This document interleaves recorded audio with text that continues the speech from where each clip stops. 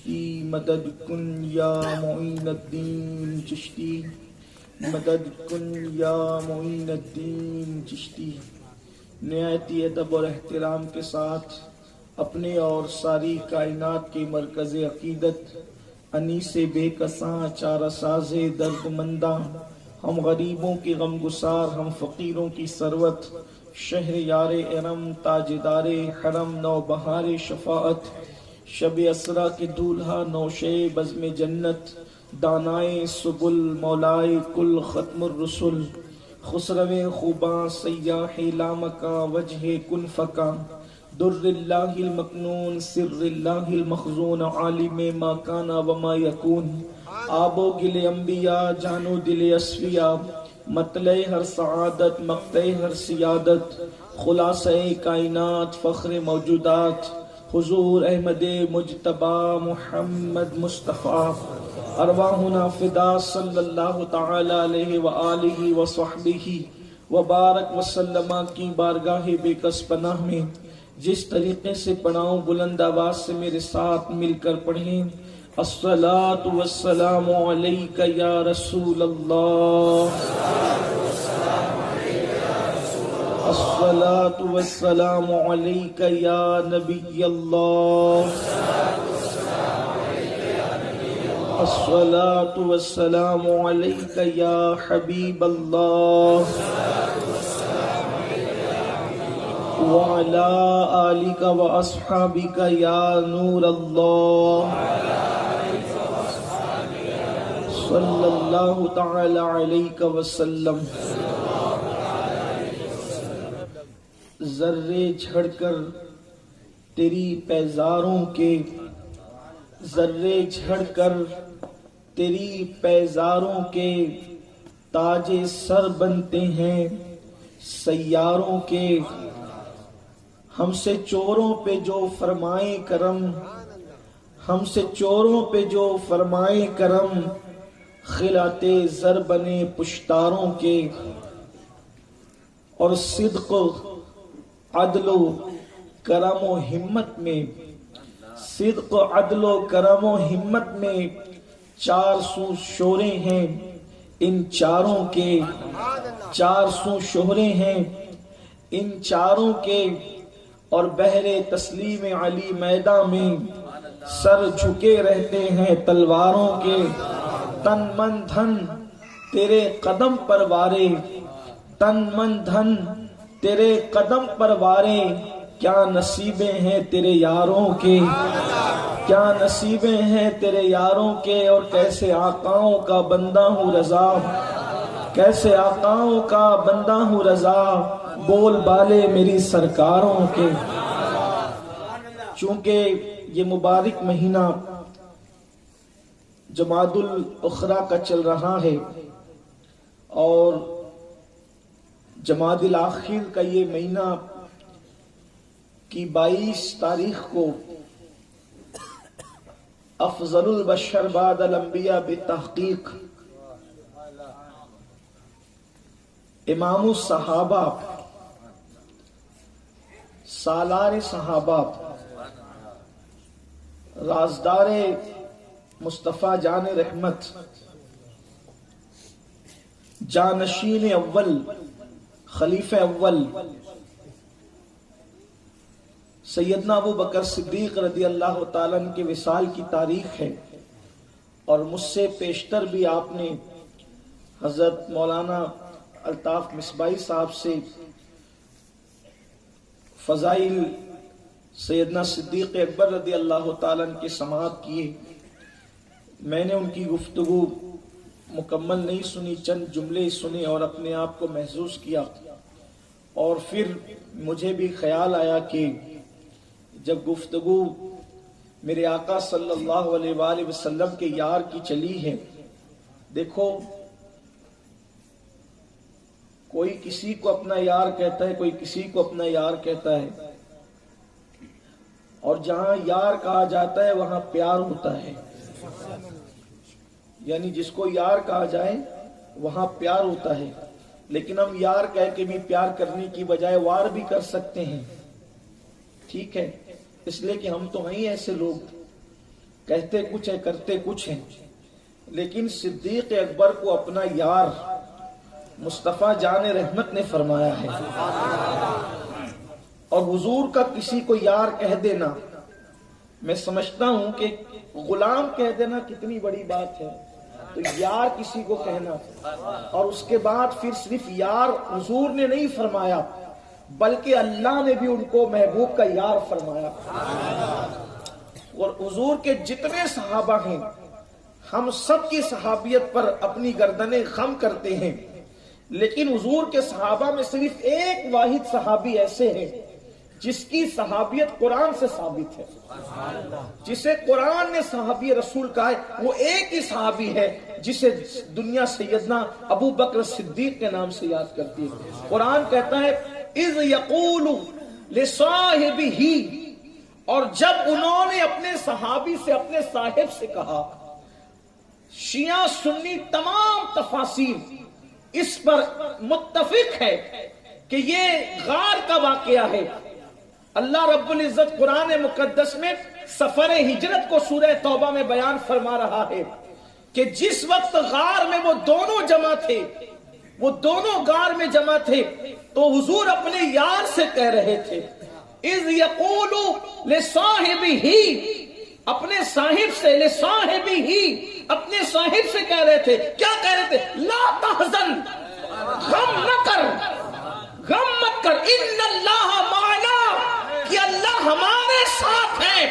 ابو بکر کا بگڑتا کیا ہے؟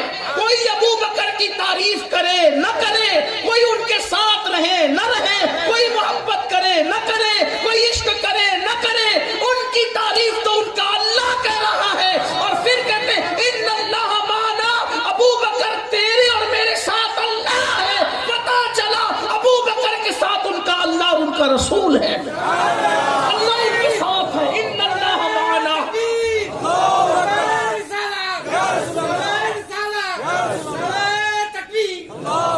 اور ایک تھوڑی سی علمی بات، حالانکہ میں کوئی علم والا نہیں ہوں لیکن تھوڑی سی علمی بات کرنا چاہتا ہوں۔ قرآن میں ناسخ اور منسوخ کا قاعدہ موجود ہے۔ قرآن کی بعض آیتیں ناسخ ہے، بعض آیتیں منسوخ ہیں۔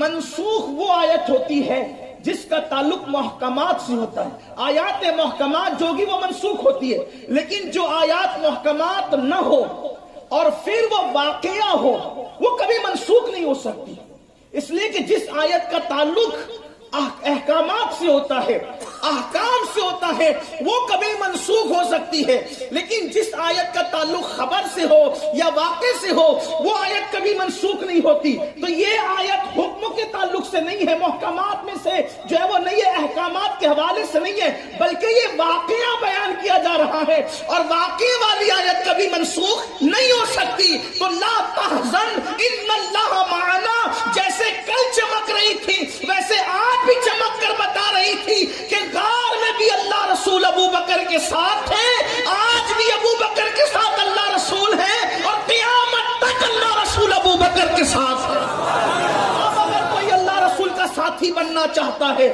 تو اس کے لیے ضروری ہے کہ وہ ابو بکر کا ساتھی، وہ ابو بکر صدیق کے ساتھ رہے۔ تو میں نے بھی چاہا کہ حضور کے یار کا ذکر ہو، اور کس کا ذکر؟ کون؟ ابو بکر صدیق۔ کون ابو بکر صدیق کی ابھی بعد میں ذکر آئے گا، پہلے میں آپ کو یہ بتاؤں کہ حضرت سیدنا حسان بن ثابت حضور کی شان میں نعتیں لکھ کر لاتے تھے، حضرت نابغہ جابی بھی لاتے تھے لکھ کر، حضرت سیدنا ابو موسیٰ اشعری بھی لکھ کر لاتے تھے، مولائے کائنات نے بھی لکھی ہے، سیدہ فاطمہ الزہرا نے بھی اپنے بابا کی نعت بیان کی ہے، ام المومنین حضرت عائشہ صدیقہ نے بھی نعت بیان کی ہے۔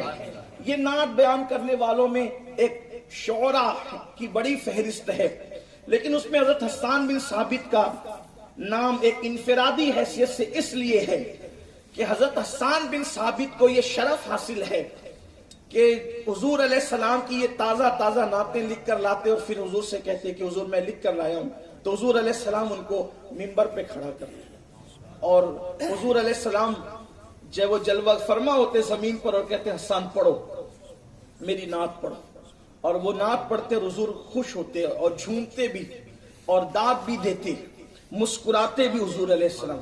اسی لیے جب کوئی نعت خواں نعت پڑھتا ہے تو مجھے وہ خیال آتا ہے کہ حضور اب بھی مسکرا رہے ہوں. اسی لیے سنیوں کی محفل نعت سے خالی نہیں ہوتی، کیونکہ ہم تو حضور کی مسکراہٹیں ہی چاہتے ہیں، کیونکہ وہ ہم سے مسکرا جائیں تو پھر ہماری دنیا بھی مسکرا جائے اور ہماری آخرت بھی مسکرا جائے. تو حضور علیہ السلام کی بارگاہ میں وہ نعتیں لکھ کر کے لاتے، اور بڑے خوش نصیب ہے وہ ہونٹ جو حضور کی نعت پڑھتے ہیں، جو حضور علیہ السلام کی مدحت کرتے ہیں. اور واللہ ہمیں ہر وہ ہونٹ پیارے ہیں جو نبی کی نعت پڑھتے ہیں. اللہ اکبر. ابھی نعت پڑھی جا رہی تھی، ایک نعت آپ نے وہ سنا، وہ کمال حسن حضور ہے کہ گمان نقص جہاں نہیں، یہی پھول خار سے دور ہے، یہی شمع ہے کہ دھواں نہیں. امام اہل سنت کا بھی کیا کہنا، وہ کہتے ہیں وہ کمال حسن حضور ہے. ایک تو حسن ہے، حسن ہی بڑا کمال ہوتا ہے، پھر انہوں نے جوڑا حسن کے ساتھ کمال کو کہ وہ حسن کا کمال ہے، وہ کمال حسن، کمال کا حسن حضور ہے. حضور کا حسن اتنے کمال کا ہے کہ گمان نقص، کہ کوئی نقص کا، کوئی عیب کا گمان بھی نہیں ہو سکتا. نظر آنا تو دور کی بات ہے، نکال لے جانا تو دور کی بات ہے، بیان کرنا تو دور کی بات ہے، گمان بھی نہیں ہوتا. دیکھو کہیں ایسا ہوتا ہے کہ جب وہ نقص نہیں ہو لیکن نقص کا گمان ہو سکتا ہے.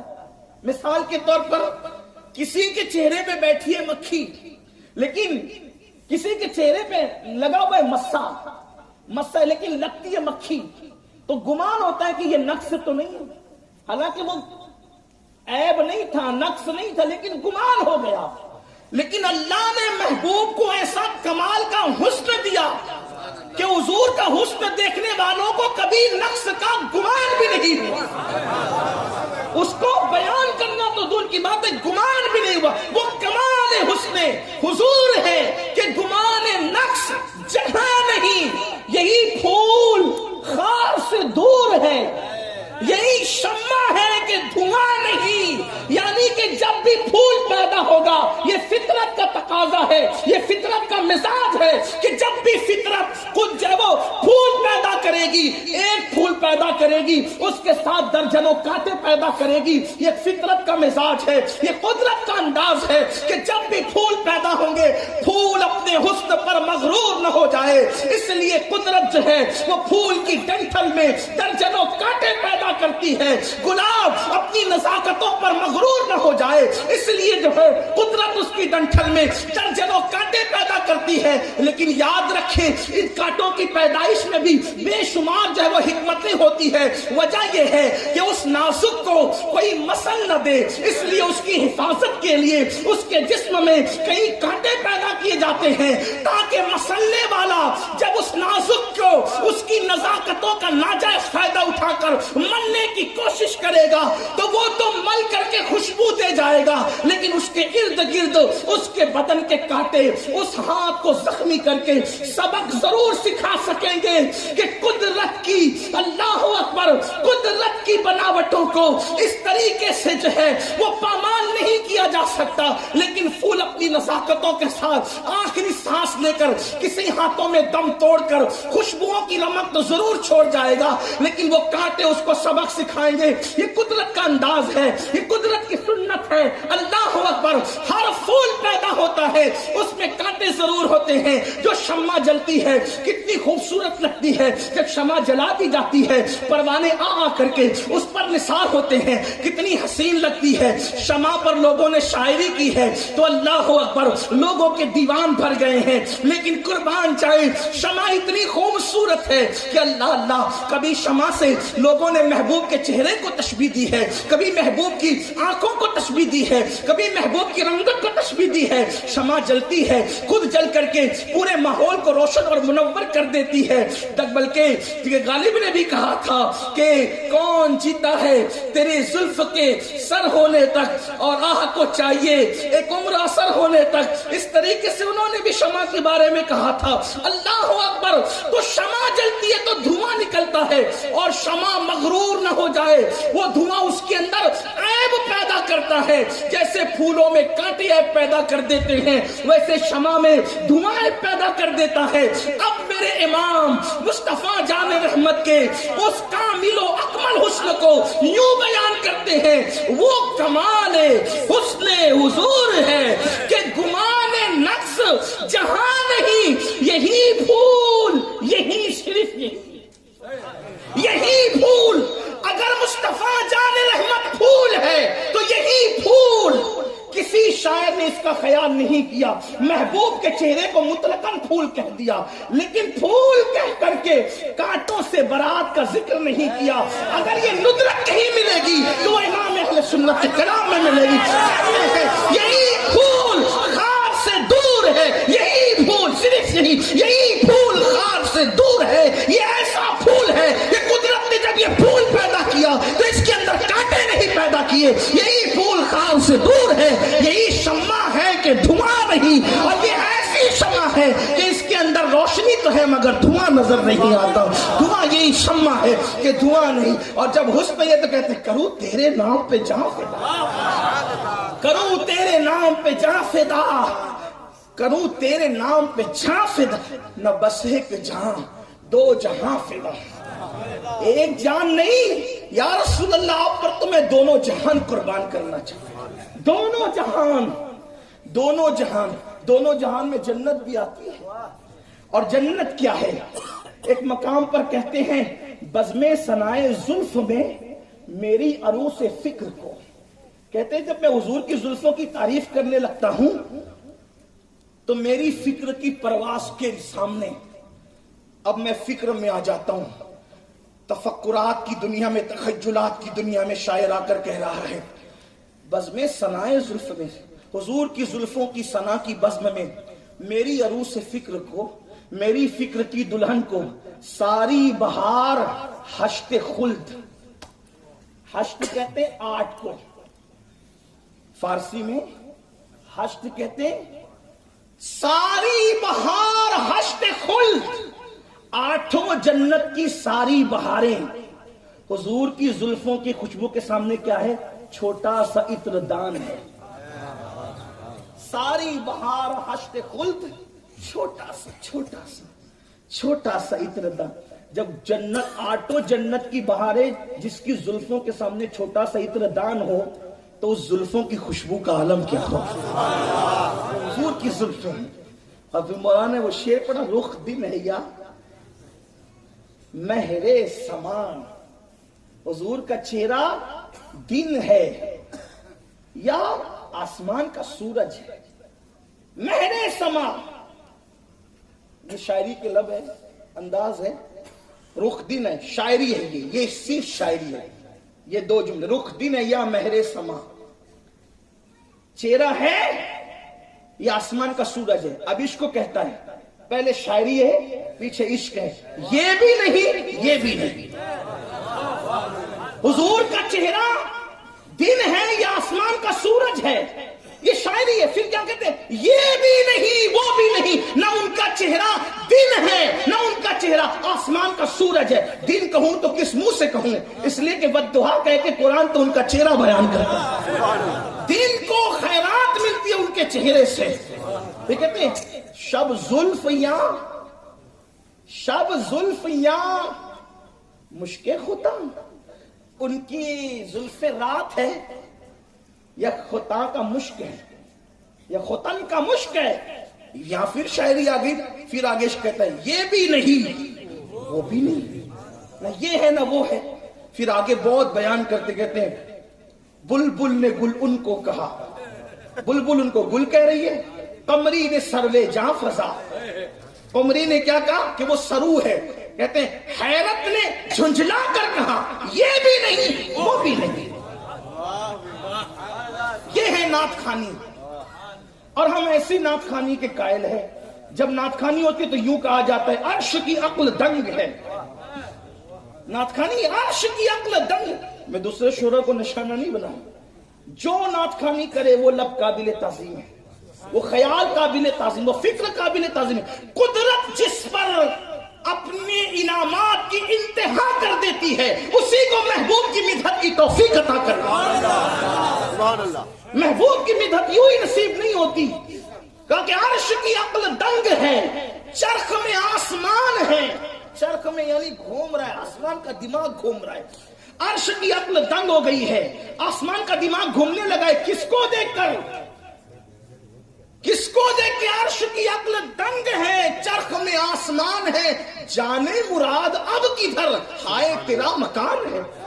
حضور کی بلندی اور وسعت کو دیکھ کر کے آسمان کا دماغ چکرانے لگا ہے، عرش کی عقل دنگ ہو گئی کہ حضور یہ جو جانے مراد ہے ان کا مقام اور ان کی حدوں کی انتہا کہاں ہے، ان کی بلندی اور رفعت کی انتہا کہاں ہے؟ اس پر نہ عرش کا دماغ کام کر رہا ہے اور آسمان تو چکرا رہا ہے۔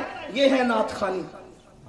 جس نے بھی نعت خوانی کی، حضرت امیر خسرو نے کی، پری پیکر نگارے سر و قد لالا رخسارے، سراپ آفت دل بود شب جائے کہ من بودم، خدا خود میرے مجلس بود اندر لامکا خسرو، خدا خود میرے مجلس بود اندر لامکا خسرو، محمد شم محفل بود شب جائے کہ من بودم۔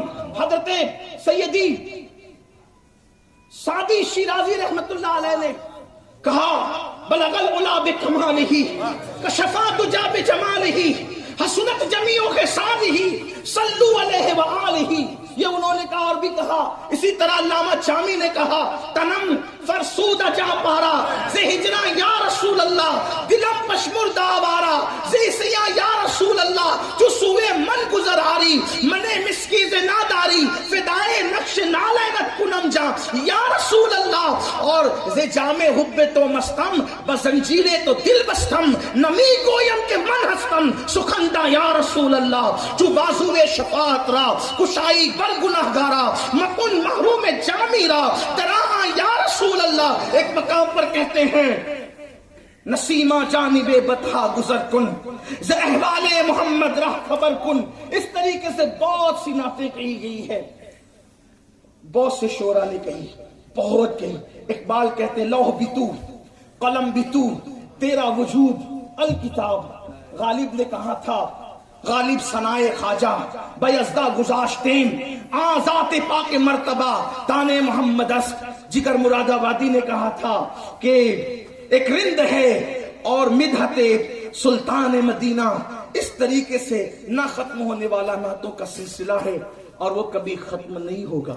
لیکن اس امت میں جو اکابر ہے آغاز کرنے والے نعتوں کا، ان میں سر فہرست حسان بن ثابت رضی اللہ تبارک و تعالی وہ لوگ ہیں۔ نعت کی صنف بہت پرانی ہے۔ یہ ہوئی کیوں؟ نعت کیوں پڑھی گئی؟ اصل میں عرب کے کچھ شعراء تھے اور وہ شاعر لوگ حضور کو گالیاں دیتے تھے، شعر کے اندر حضور کی توہین کرتے تھے۔ تو اللہ کے رسول علیہ السلام نے صحابہ سے خود کہا تھا تم میں کون ہے جو شعر کا جواب شعر میں دے گا؟ جو شعر کا جواب، یہ نعت کی وجہ، محفل نعت کی وجہ آپ کے سامنے پیش کروں کہ تم میں کون ہے جو شعر کا جواب شعر میں دے گا؟ تو اس میں سے ایک صاحب کھڑے، حضور میں دوں گا، وہ بھی شاعر تھے لیکن تھوڑا نرم مزاج کے آدمی تھے۔ انہوں نے ان کا جواب دیا، یعنی دشمنان رسول کا جواب دیا شعر کے انداز میں۔ حضور نے کہا تو بہت نرم اور ہلکا ہلکا جواب دیتا ہے، کوئی مجھے ایسا چاہیے جو شدت سے جواب دے، یعنی ہلکا پھلکا نہیں، اس کے لہجے میں شدت ہونی چاہیے۔ شدت، لوگ شدت کے نام سے ڈرتے ہیں، یار یہ شدت اسلام میں کہاں سے آئی؟ ہم کہتے ہیں جواب کے لیے شدت کی ضرورت ہوتی ہے، کیونکہ جس کے دل میں جتنا عشق ہوتا ہے، جتنی محبت ہوگی اتنی شدت بھی ہوگی۔ اس لیے کہ قرآن شدت کا ذکر کرتا ہے والذین آمنوا اشد، شدت کا ذکر قرآن کرتا ہے والذین آمنوا اشد حبا للہ، کہ جو اللہ رب العزت سے شدت سے محبت کرتے ہیں وہ مومن لوگ ہیں۔ اور محبت میں جتنی شدت ہوگی اتنا نبی کے دشمنوں کے ساتھ بھی شدت ہوگی۔ اسی لیے ہم کہتے ہیں دشمن احمد پہ شدت کیجیے، دشمن احمد پہ شدت کیجیے۔ یہ نرم نرم باتیں یہ رحماء بینہم آپس کے لیے ہے، ورنہ قرآن کی 114 آیتیں سیوف ہے۔ قرآن میں 114 آیتیں ہیں جنہیں آیات سیوف کہتے ہیں یا آیات سیف کہتے ہیں، اس کی تفصیل جا کر کے پڑھیے. کہتے نہیں یار تھوڑی سی بات تھوڑی نرم ہونی چاہیے. بالکل نرم ہوگی. کس کے ساتھ؟ رحماء بینہم، اپنوں کے ساتھ. لیکن جب دیکھو کوئی نبی سے غداری کر گیا، حضور سے دشمنی کر کے حضور کی بے ادبی کر گیا، تو اب وہ کوئی ہو، کسی ملک کا صدر ہو، سیکریٹری ہو، کسی شہر کا ایم ایل اے ہو، ایم پی ہو، کوئی مولوی ہو، کسی کی رعایت نہیں ہوگی. کیوں؟ اس لیے کہ کلمہ جس کا پڑا ہے اس سے محبت شدت سے ہے. ابھی آگے اگر وقت رہا تو بتاؤں گا کہ محبت کی شدت کیا ہوتی ہے. تو حضور نے فرمایا کہ ذرا شدت والا کیونکہ ادھر سے شدت سے تیر آ رہے جملوں کے، جواب شدت سے ہونا چاہیے. تو حضرت حسان کھڑے ہوئے اور حسان بن ثابت نے شدت سے جواب دیا. جب جواب شدت سے دیا حضور نے خوش ہو کر کے دعا دی، اللہم اجد الحسان بروح القدس. اللہ جب تک حسان میری طرف سے ان میرے دشمنوں کو جواب دیتا رہے تو جبریل کے ذریعے سے اس کی مدد فرماتا رہے. پتا چلا حضور کی توہین سن کر کے چپ رہنے والے گونگے شیطان ہیں. جواب دینے والے حسان بن ثابت کے لیے حضور فرما رہے کہ میری طرف سے جواب دیتا رہے جب تک حسان جبریل کے ذریعے سے مدد ہوتی رہے. اور یہ دعا صرف حضرت حسان کے لیے نہیں ہے، ہر اس عاشق مصطفیٰ کے لیے ہے جس کی زبان مصطفیٰ جان رحمت کے لیے چلتی ہے. اپنے دشمنوں کو تو سبھی کوستے ہیں، زبان وہ زبان ہے جو مصطفیٰ جان رحمت کی تعریف میں کھلتی ہے، ان کی تائید میں کھلتی ہے. اپنے دشمنوں پہ صبر کر جاؤ.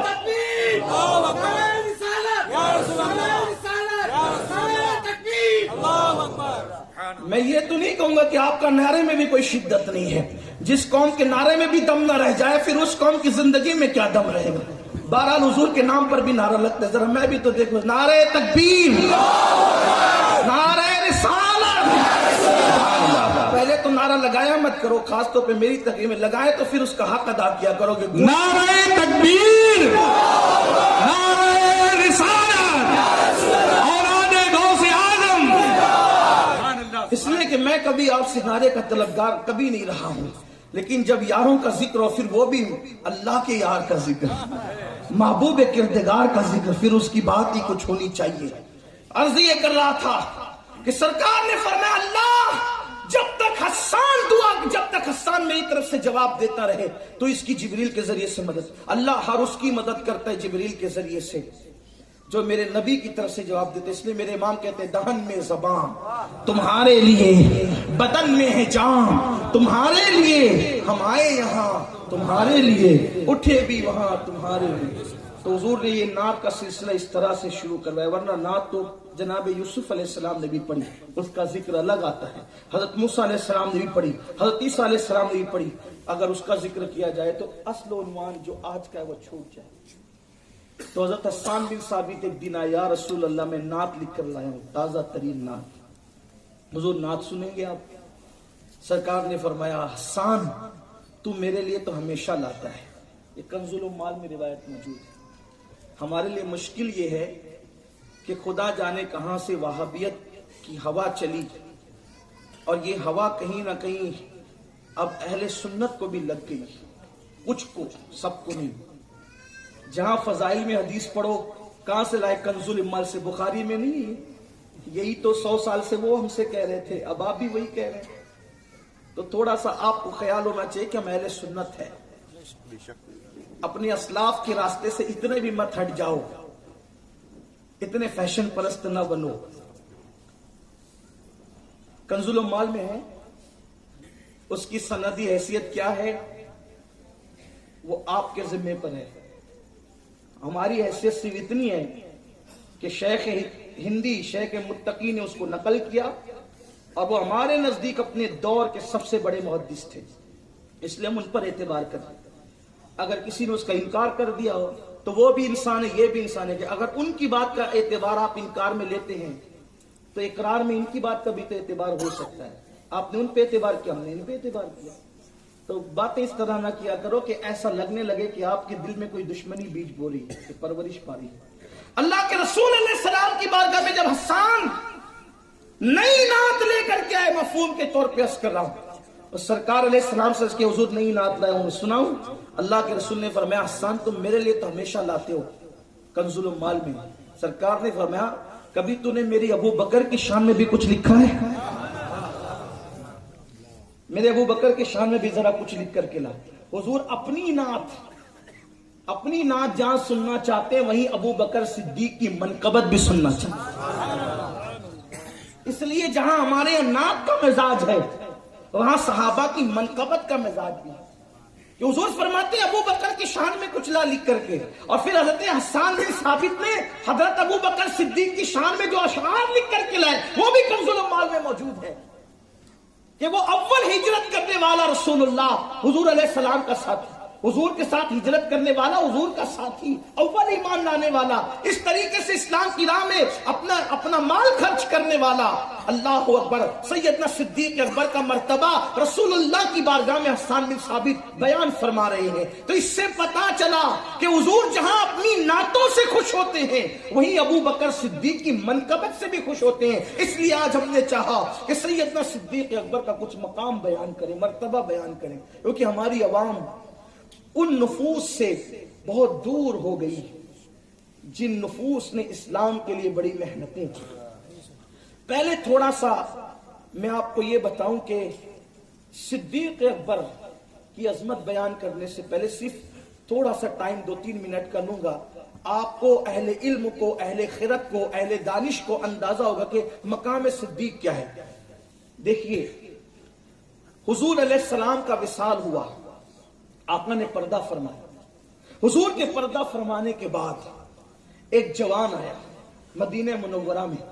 سارے صحابہ رو رہے تھے. بڑا عجیب معاملہ تھا مدینہ شریف.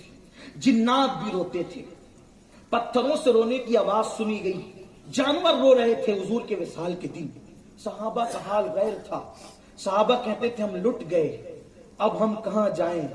کیوں؟ اس لیے کہ رخ ودھا نظروں سے چھپ جائے گا. اب وہ رخے جانا نگاہوں میں نہیں آئے گا، سامنے نہیں آئے گا. اب تو وہ قبر انور میں قیامت تک کے لیے آرام کے لیے سپرد لحد کیا جا رہا ہے. اور ایسے میں ایک جوان آیا، سب کو روتا دیکھ کے کہا کیوں رو رہے ہو مدینے والوں؟ تو اس جوان سے کسی نے کہا ہماری تو دنیا لٹ گئی، ہماری تو بہاریں اجڑ گئی، ہماری تو بہاریں خزاں میں تبدیل ہو گئی. کہا ہوا کیا؟ کہا کہ ہماری جان، ہمارے ایمان کی جان، ہماری روح کائنات اس دنیا سے ظاہری طور پہ کوچ کر گئی. کہا کیا؟ کہا حضور سید عالم آفتاب رسالت مہتاب نبوت دنیا سے ظاہری طور پہ کوچ کر گئے. اس نے کہا اب تو تباہ میں ہو گیا، اب تو برباد میں ہو گیا. کہا کیوں؟ تو کیوں تباہ ہوا؟ کہا میں نے تو ان کی عظمت سن کے کلمہ پڑھ لیا تھا، لیکن میں نے ان کو ابھی تک دیکھا نہیں تھا. سوچا وہ دلربا صورت، وہ من موہنی صورت ایک مرتبہ دیکھ لوں اور صحابیت کے شرف سے مشرف ہو جاؤں. لیکن افسوس وہ دلربا صورت کی دیدار کی تڑپ لے کر کے آنے والا محروم تمنا ہی رہا. کسی نے کہا رکو، ٹھہرو، اتنی بڑی سعادت سے اسے محروم نہ کرو. مولائے کائنات کے پاس اطلاع بھجوائی گئی، ابھی حضور کو قبر انور میں آرام کے لیے لٹا دیا گیا اور ابھی مٹی کو سجایا نہیں گیا تھا. یہ نہیں کہتا کہ مٹی ڈالی گئی تھی، واللہ قبر انور پہ مٹی ڈالنے کا ذکر کیسے کروں. حضرت علامہ فیض احمد اویسی کا جملہ بڑا خوبصورت لگتا ہے. کہتے ہیں میں نبی کے جنازے کو جنازہ کس منہ سے کہہ دوں؟ اللہ اکبر. جس نے جنازے نکلنے سے بچائے ہوں اس کے جنازے کو جنازہ کیسے کہوں؟ لیکن مجبور ہوں کہ الفاظ نہیں ملتے سرکار کو کیا کہیے. تو کہیں سمجھنے سمجھانے کے لیے مجبوراً کچھ بات مجازن کہنی پڑتی ہے. وہ کہتے ہیں کہ ابھی مٹی سجائی نہیں گئی ہے قبر انور پر، اور محل مصطفیٰ، قصر قبر مصطفیٰ ابھی تیار نہیں کیا گیا ہے. ایک کام کرو، اس کو بلاؤ اور اس سعادت سے اس کو محروم نہ کرو. اس جوان کو بلایا گیا اور چہرے انور سے کپڑا ہٹایا گیا اور کہا لو دیکھ لو. جس کو دیکھنے آئے تھے، باتیں کرنے آئے تھے، اس من موہنی صورت پر قربان ہونے آئے تھے، دیکھ لو. اس نے ایک جھلک قبر انور میں حضور کو آرام کرتے ہوئے مٹی سجنے سے پہلے دیکھا.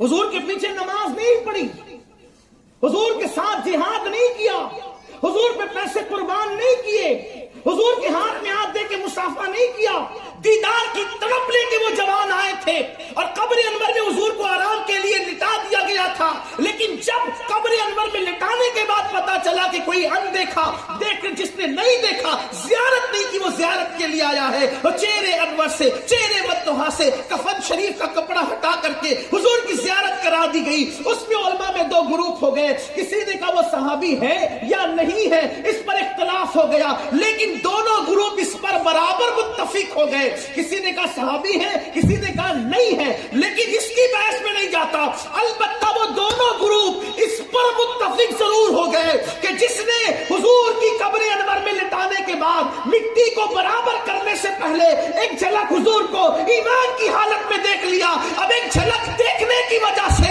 اس کا مرتبہ اتنا بڑھ گیا کہ ہزاروں غوث قطب اور ابدال بھی اب اس کے مقام کو نہیں پہنچ سکتے۔ باب وصال جس نے ایک مرتبہ نبی کا چہرہ دیکھا ہو، اس کا مرتبہ اتنا بلند ہے کہ ہزاروں غوث قطب اور ابدال و اقواس بھی اس کے مرتبے کو نہیں پہنچ سکتے۔ تو وہ ابو بکر صدیق جس نے پوری زندگی دیکھا ہو، بار بار دیکھا ہو، ہر بار دیکھا ہو، جہاں کوئی نہیں ہوتا تھا وہاں بھی صدیق اکبر مصطفیٰ جان رحمت کو تکتے رہتے تھے، بلکہ یوں کہتے تھے حضور میری تو تمنا یہ ہے کہ چہرہ آپ کا ہو، آنکھیں میری ہو، میں آپ کو دیکھتا رہوں۔ جو ایک بار دیکھ لے،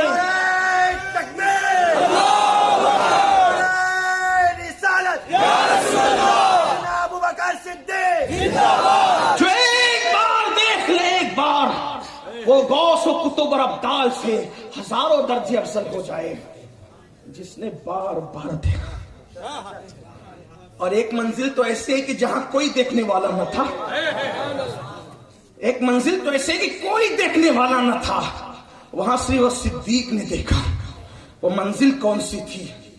غار کا دہانہ تھا، غار کی تنہائیاں تھی۔ لوگ کہتے ہیں حضور غار میں چھپنے کو گئے، چھپنے کو، یہ سیرت بیان کر رہے ہیں ملا جی، چھپنے کو گئے۔ ارے جو تلواروں کے سائے سے نکل جائے، وہاں کون سے چھپے تھے؟ وہ تو کھڑے تھے نا، ہاتھوں میں تلوار لے کر کڑے بنا کر محمد کو جانے نہیں دیں گے، جانے نہیں دیں گے۔ آپ کہتے وہ چھپنے گئے تھے، تو یہاں کون سا چھپنا تھا؟ وہ تو دشمن سامنے کھڑے، حضور جا رہے ہیں، ان کے اوپر مٹی پھینک کر کے جا رہے، مٹی ڈال کر کے جا رہے، وہ نہیں دیکھ پا رہے حضور علیہ السلام کو۔ کیوں نہیں دیکھ پائے تھے پتہ ہے؟ اس کا فلسفہ بھی امام احمد رضا 1400 سالہ احادیث کا نچوڑ یوں بیان کرتے ہیں۔ کیوں نظر نہیں آئے حضور ان دشمنوں کو؟ کہتے ہیں جان ہے، حضور کیا ہے؟ جان ہے، جان کیا نظر آئے؟ جان ہے، حضور کون ہے؟ کبھی اپنی جان بھی دیکھی ہے؟ بولو، جب اپنی جان نہیں دیکھی تو جان ایمان کو کوئی کیسے دیکھ سکتا ہے؟ جان ہے، جان کیا نظر آئے؟ کیوں عدو گرد غار پھرتے ہیں؟ جان ہے، وہ جان ہے، بلکہ کیسی جان ہے؟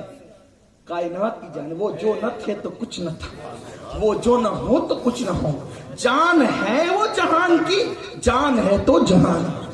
تو وہ دشمن گھیرے کھڑے تھے، حضور کا گھر گھیر کر کے کھڑے، حضور نکلے پڑھتے ہوئے سورہ یاسین کے، نظر نہیں آئے حضور، تو وہاں چھپے کیوں؟ حضور چھپے تھے، چھپے نہیں تھے، مقصد یہ تھا کہ ہجرت ہی نہیں ہو رہی ہے، اب وصال کی تمہید بھی لکھی جا رہی ہے، باب وصال کی تمہید ہے حضور کی ہجرت، یعنی مکہ صرف نہیں چھوڑ رہے ہیں، اب ظاہری طور پر دنیا سے بھی جانا ہے، تو جانا ہے تو اپنی جگہ کسی کو کھڑا بھی کرنا ہے، اپنی جگہ کوئی کھڑا بھی ہونا ہے۔ حضور دیکھ رہے ہیں، اس لیے کہ انتقال کے بعد، موت کے بعد سب سے زیادہ وہ روتا ہے جس کو پیار زیادہ ہوتا ہے، جس کو محبت زیادہ ہوتی ہے۔ 4 بیٹے ہیں باپ کے، 10 بیٹے ہیں باپ کے، چھوٹا بیٹا بہت ہی رو رہا ہے۔ کیوں بہت رو رہا ہے؟ پیار زیادہ ہے، بہت پیار ہے۔ چلے پیار تو سارے بیٹوں کو ہے، لیکن قربت زیادہ ہے۔ प्यार सबको बराबर है, लेकिन चलो कुर्बत ज्यादा है, वो ज्यादा रो रहा है, कैसे रहूंगा, अब्बा के बगैर कैसे रहूंगा, बेहोश हो रहा है, होश खो रहा है। हुजूर अलैहिस्सलाम को ख्याल था कुर्बत तो सबसे ज्यादा इसी को दी है। बचपने से साथ रहा है, इतना साथ रहा कि बचपने में भी मेरे साथ, सफर में भी मेरे साथ, हर जगह मेरे साथ साथ। कोई जंग ऐसी नहीं जहां से अबू बकर सिद्दीक गायब हो, कोई जंग नहीं ऐसी, कोई सफर नहीं ऐसा जहां से सिद्दीक अकबर गायब हो, कहीं नहीं। कोई चीटिंग अगरचे कर लें, लेकिन बात नहीं, बयान करने में कोई चीटिंग कर। हम अहले सुन्नत, अल्लाह का शुक्र है, जब फजाइल अहले बैत बोलते हैं तो फिर हम दिल बड़ा करके बोलते हैं, क्योंकि हमारे दिल में वही है। और जब फजाइल सहाबा बोलते हैं तो भी दिल बड़ा करके बोलते हैं, इसलिए कि हम कुछ ले देकर थोड़ी बैठते हैं। तो जो हमें कमेटी वालों का खौफ हो या पब्लिक का खौफ हो या किसी और का खौफ हो, हम अपने मसलक को जो है वो डंके की चोट पर बोलते हैं। अगर फजाइले अहले बैत बयान करने पर कोई हमें राजी कहता है तो कहता रहे, अल्लाह की अदालत में वो जवाब देगा। और फजाइले सहाबा बयान करने के जुर्म में कोई हमें नासबी कहता है तो कहता रहे, वो अल्लाह की बारगाह में जवाब देगा। वल्लाह हम ना नासबी है ना राफसी है, हमारा मसलक वो है अहले सुन्नत का है, बेड़ा पार असहाबे हुजूर नज्म है और नाव है इतरत रसूलुल्लाह। इमाम शाफी ने कहा हमारे साथ मसला यही है। इमाम शाफी कहते हैं जब हम अहले बैत के फजाइल पढ़ते हैं तो हम लोगों को राफसी दिखने लगते हैं, और जब हम सहाबा के फजाइल पढ़ते हैं तो हम लोगों को नासबी दिखने लगते हैं, खारजी दिखने लगते हैं। ये हालात हैं लोगों के, लेकिन वल्लाह हमें किसी से क्या गरज। हमारा मसलक चार यार वाला मसलक है, पंजतन पाक वाला मसलक। हम जहां चार यारों को मानते हैं वही पंजतन पाक को ही मानते हैं, और मानते रहेंगे, क्योंकि हमारा ईमान का हिस्सा है। इसलिए कि हम ना ईरान वाले हैं ना हम सऊदी वाले हैं, हमारा दोनों हुकूमत से कोई ताल्लुक नहीं है। हमारा ताल्लुक तो मदीने की सरकार से है, हमारा ताल्लुक तो अब्दुल कादिर जिलानी से, हमारा ताल्लुक तो दाता अली हजवरी से है। दाता साहब फरमाते, दाता साहब कश्फुल महजूब में फरमाते हैं, हर किताब को मशकूक करोगे कि कश्फुल महजूब भी मशकूक हो गई। दाता साहब कहते हैं रसूलुल्लाह जैसा कोई पीर नहीं है, अबू बकर सिद्दीक जैसा कोई मुरीद नहीं है। ये अली का बेटा कह रहा है, अली का बेटा कह रहा है, दाता अली हजवरी कह रहे हैं रसूलुल्लाह जैसा कोई पीर नहीं और अबू बकर सिद्दीक जैसा कोई मुरीद नहीं है। कश्फुल महजूब कह रहे, उठा करके देखो। तो हुजूर अकरम सल्लल्लाहु अलैहि वसल्लम का हुजूर छुपने गए, हम छुपने की बात नहीं करते। वो जब चाहे अपने आप को दिखा दे, वो जब चाहे अपने आप को छुपा ले। अगर वो चाहे तो आयशा सिद्दीका से भी अपने आप को छुपा लेते हैं। हाँ है ऐसी बात, उठा कर देखो शिफा शरीफ, शिफा उठा करके देखो। उम्मुल मोमिनीन आयशा सिद्दीका आई, आने के बाद का अस्सलाम वालेकुम, कहा मन अंत, तू कौन है, तू कौन है? कहा मैं तो आयशा हूं। कहा मन आयशा, ये आयशा कौन है? कहा बिन्त सिद्दीक, ये सिद्दीक कौन है? रो पड़ी, हुजूर तो मुझे ही नहीं पहचान दे। फौरन गई अब्बा को ले आई, सिद्दीक का सलाम किया, हुजूर ने जवाब दे मुस्कुराया। उसकी हुजूर थोड़ी देर पहले ही थी तो अब तो मुझे भी नहीं पहचान दे। फरमाया आयशा, आयशा आटो पहर में कुछ लम्हात ऐसे होते हैं जहां मैं होता और मेरा अल्लाह होता है, और वहां कोई नहीं होता, ना कोई नबी ना किसी फरिश्ते, किसी को गुंजाइश नहीं होती, सिर्फ हम और वो होते। लोगों को एक मेराज पर तकलीफ है। हुजूर कहते हैं कि हर 24 घंटे में, हर 24 घंटे में कुछ ऐसे लम्हात हैं जहां बैठ जाए। ये मूसा अलैहिस्सलाम नहीं है ना, मूसा अलैहिस्सलाम बड़ी शान वाले हैं, लेकिन ये मूसा नहीं है जहां तूर पर जाना हो। ये जहां बैठे वही रश के तूर हो जाता है। इनके बैठने का तौर ऐसा है, उलमा से तवज्जो, इनके बैठने का तौर ऐसा है कि जहां बैठे वो रश के तूर हो जाता है। ये तौर है उनके बैठने का।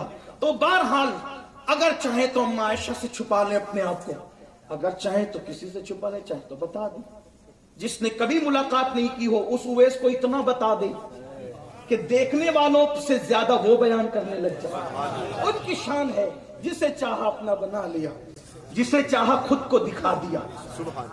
شاعر سے معذرت کرتے ہوئے جسے چاہا اپنا بنا لیا, جسے چاہا خود کو دکھا دیا. یہ بڑے کرم کے ہیں فیصلے, یہ بڑے نصیب کی بات ہے. حضور چھپنے نہیں گئے تھے, بلکہ حضور علیہ السلام یہ چاہتے تھے کہ کوئی تو تیار ہو جب عمر تلوار لے کر کے پھر رہے ہوں. مولائے کائنات روتے روتے بے ہوشی کی طرف جا رہے ہوں. اما عائشہ صدیقہ روتے روتے چہرے پہ سوجن لا چکی ہو. سیدہ فاطمہ الزہرا کا رونا 6 مہینے میں ایک لمحے کے لیے بھی کبھی بند نہ ہو. اس وقت کوئی ایسا نہیں تھا جسے محبت کم تھی, ایک سے بڑھ کر ایک محبت والے تھے. لیکن جس کو جتنی محبت ہو اس کو اتنی تکلیف ہے جدائی کی, اس کا رونا اتنا ہے, اس کا بلکنا اتنا ہے. اور حضور علیہ الصلوۃ والتسلیم نے ایک بار اشارہ کیا کر دیا حجۃ الوداع کے موقع پہ, فرمایا کہ اللہ کا ایک بندہ ہے, اللہ نے اس کو اختیار دیا ہے, چاہے تو وہ زمین پہ رہے, چاہے تو وہ رفیق اعلیٰ سے ملاقات کرے. اس نے رفیق اعلیٰ سے ملاقات کو پسند کیا. سارے صحابہ خوش ہو رہے تھے, حضور کس مقبول بندے کا ذکر کر رہے ہیں. صدیق اکبر کی آنکھوں میں آنسو تھے, ابو بکر رو رہے تھے, پورا مجمع خوش تھا. حضور نے کیا پیاری بات کی, کتنے مقبول اور صاحب اختیار بندے کی بات کی. تو سیدنا صدیق اکبر کو روتا دیکھ کر فاروق اعظم نے یہ سخت جملے کہے, سخت جملے یوں کہے, اگر وہ نہ کہتے تو میں نقل کر رہا ہوں, آپ اس کو غلط مطلب نہیں لینا. ان کی ناراضگی یعنی کہ اس منزل اور اس محفل کو, کہ محفل میں جب سبھی خوش ہوں اگر کوئی رو رہا ہو تو کوئی ناراض تو ہوگا نا, یار کیسا ماحول ہے اور اس ماحول میں یہ رو رہے ہیں. تو سیدنا فاروق اعظم نے اس وقت کہا تھا اس بڈھے کو دیکھو کیا ہوا ہے کہ سب لوگ خوش ہو رہے ہیں اس حدیث کو سن کر اور یہ رو رہا ہے. ان کے جملے یہ تھے, یہ جملے تھے, کیونکہ خوشی کا موقع ہے, آپ روتے کیوں ہیں.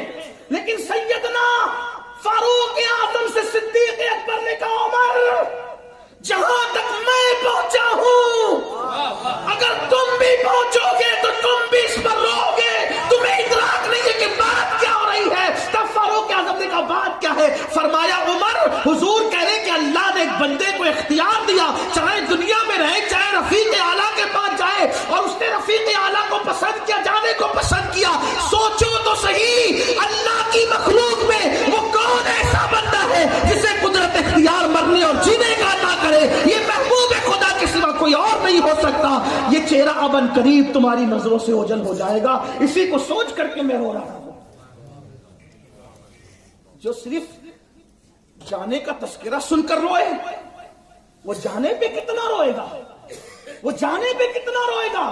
تو حضور کو اس کا خیال تھا برداشت نہیں کر پائے گا, سب روئیں گے.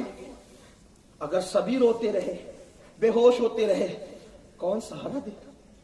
گھر کے سب لوگ روتے ہیں تو بڑے کو کوئی کان میں آگے کہتا ہے تم ہمت ہارو گے تو بھائیوں کا کیا ہے, تو ہمت ہار جائے گا تو گھر کا چہل لٹیا ڈوب جائے گی, سب کاروبار تباہ ہو جائے گا, کاروبار برباد ہو جائے گا, کاروبار برباد ہو جائے گا, زندگیاں لٹ جائے گی. ماں کو کون سنبھالے گا. گھر کے ذمہ دار کو رونا نہیں چاہیے, اس کو سب کو سہارا دینا چاہیے, اس کو سب کی مدد کرنا چاہیے. سب یہ تو کہتے تم نے نہیں رونا. تو حضور کو یہ خیال تھا گویا کہ سب تو ایک سے بڑھ کر ایک ہے. بلال, صہیب, سلمان, ابو سعید, ابو درداء, یہ سب لوگوں کا حال کیا ہوگا حضور جانتے تھے. ایک مرتبہ حضور 3 دن کے لیے بغیر بتائے چلے گئے. لوگوں کے گھر میں 3 دن تک چولہا نہیں جلا. روایات موجود ہیں, اٹھا کر دیکھیں عارف رومی نے کیا کیا لکھا اس پر, صاحب مثنوی نے کیا کیا لکھا, اٹھا کر کے دیکھیے. حضور کو خیال تھا تو اللہ کے رسول علیہ السلام نے گویا کہ چاہا کہ کسی کو اس دن کے لیے تیار کرو جس دن عمر کی تلوار کو کوئی اندر کر سکے, علی کی کمر کو کوئی سہارا دے سکے, ابو درداء کا کوئی ہاتھ تھام سکے, بھولی ہوئی آیت کی منبر پہ پھر کوئی تلاوت کر سکے. اس وقت حضور علیہ السلام نے جس کا انتخاب کیا, حضور علیہ الصلوۃ والتسلیم کا بڑی عمر والوں میں جس نے سب سے پہلے کلمہ پڑھا تھا اور جس نے سب سے پہلے بڑی عمر والوں میں مردوں میں اپنا مال حضور کے قدموں پہ رکھا تھا, حضور ان کو ساتھ لے گئے. اور صوفیہ کی اصطلاح میں ایک تو وہ دل مضبوط کرنا تھا, یہ حکمت. دوسری حکمت یہ کہ خانقاہوں کے لیے گویا کہ ایک رہنما اصول اور اشارہ بھی فراہم کرنا تھا، اس لیے کہ اسلام حضور علیہ السلام ہی سے ملا ہے، ایمان حضور علیہ السلام ہی سے ملا ہے، احسان بھی حضور علیہ السلام سے، یعنی تصوف کا تصور بھی انہی سے ملا ہے، تو کوئی تصور تو ہوگا، کوئی اشارے تو ہوں گے، کچھ تو ہوگا، دیکھنے والے دیکھ کر کے کچھ سیکھ سکیں گے۔ تو حضور علیہ السلام لے گئے اور 3 دن تک مسلسل غار میں رہے صدیق اکبر کو لے کر، اور لے کر بھی کیسے رہے؟ دونوں ساتھ ساتھ نہیں بیٹھے رہے، دونوں کھڑے نہیں رہے، اس لیے کہ چھپنے کے لیے کوئی جگہ کا انتخاب ہو سکتا تھا، تو ایسی جگہ جہاں دونوں بیٹھ سکیں، جہاں دونوں لیٹ سکیں، جہاں دونوں کھڑے ہو سکیں۔ کوئی غاروں کی کمی نہیں تھی مکے میں، آخر غار ثور کا انتخاب کیوں؟ اس لیے کہ حضور کی نگاہ نبوت، حضور غار چیک کرنے تو معاذ اللہ نہیں جاتے تھے نا، لیکن ان کی نگاہ میں غار بھی تھے، انتخاب تھا ثور کا، اور تاریخ میں نہیں ملتا کہ اس سے پہلے کبھی حضور ثور پر گئے ہوں، کبھی نہیں گئے تھے، کبھی نہیں، پہلی بار جانا تھا ثور پہ، شاید ظاہری طور پہ آخری بار، اور وہاں غار ایسا تھا اس کی بناوٹ ایک بیٹھ سکے اور دوسرا لیٹ سکے۔ اب تیار کرنا ہے کس دن کے لیے؟ وصال کے دن کے لیے، تو اس دن کے لیے کیا مضبوط کرنا پڑے گا؟ دل مضبوط کرنا۔ تو حضور علیہ الصلوۃ والتسلیم نے بیٹھنے کا انداز کیا رکھا کہ وہ بیٹھے رہے، حضور لیٹے رہے۔ تو جب کوئی لیٹنے والا لیٹتا ہے، آپ دیکھیں گے غار میں جو لیٹنے کا انداز ہے، کبھی جا کر اللہ دکھائے تو دیکھنا، جب لیٹنے والا لیٹتا ہے اور بیٹھنے والا بیٹھتا ہے، تو لیٹنے والے کا دل اور بیٹھنے والے کا دل دونوں آمنے سامنے ہوتا ہے، دونوں مقابل ہوتا ہے۔ تو حضور اکرم صلی اللہ علیہ وسلم وہ اپنے سینہ علم نشرح سے طاقتوں کی وہ رانائیاں اور انوار صدیق اکبر کے دل میں جو ہے منتقل فرما رہے تھے، اور صدیق کے دل کو اتنا مضبوط کیا حضور علیہ السلام نے کہ جب اللہ کے رسول علیہ السلام نے پردہ فرمایا، جب حضور نے پردہ فرمایا، اب دیکھو سب رو رہے ہیں، لیکن کوئی تو قائد چاہیے تھا حضور کے بعد، جو حضور نے ان کو تیار کیا تھا۔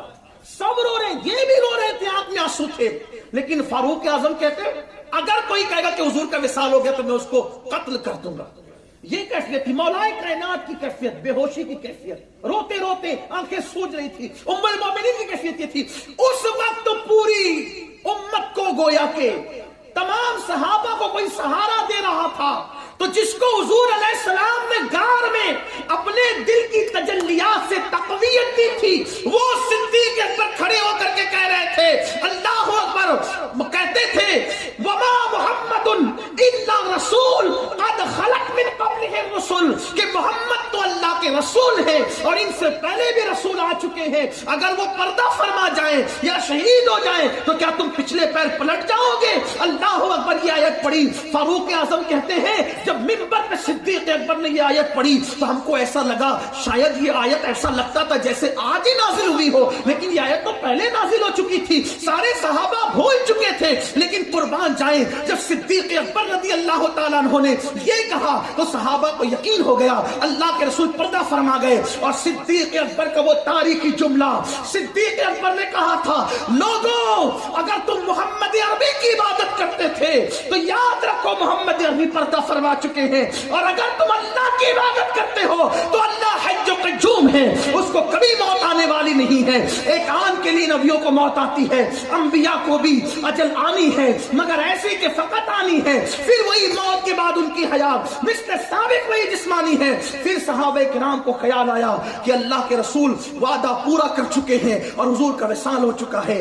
یہ پہلا مقام تھا، صدیق اکبر نے دین کو وہ سہارا دیا کہ اگر اس وقت صدیق اکبر یہ رول ادا نہ کرتے پتہ نہیں کیا ہوتا میں نہیں کہہ سکتا کیونکہ مجھے نہیں پتا، لیکن یہ ضرور ہے کہ اتنا نقصان ہوتا اس کا اندازہ ہم نہیں کر سکتے۔ لوگ کہتے ہیں صدیق اکبر نے کیا کیا، یہ احسان تھوڑا ہے، اسلام کی ہچکولے کھاتی ہوئی نیا کو سہارا دینے والے کا نام ابو بکر صدیق ہے۔